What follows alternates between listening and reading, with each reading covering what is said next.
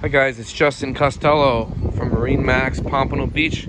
Give you a walk-through tour on a 250 Outrage from Boston Whaler.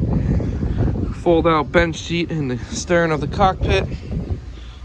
Prep center here, cup holders, large live bait well with an acrylic lid. Nice grab handle here, so if you have passengers, you're running out to the fishing zones, they can hold on to something. Then dual captain's chairs with vented seat backs, flip down armrests.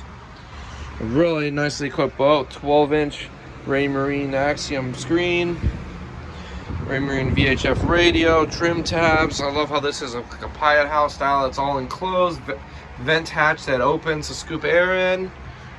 Matching underside gel coat paint, Taco Grand Slam 280 outriggers. Boat is loaded and ready to go. Vacuum flush toilet here in the console. Tons of storage space down here. We got a nice shower down there as well. And walking forward, you notice you have grab handles everywhere. Safety at sea. This unsinkable whaler. Guys, it's a 250 Outrage. It's available here at Marinemax, Pompano Beach. My name is Justin Costello. Come ask for me. Come take a look at this boat. I'd love to get you on the water.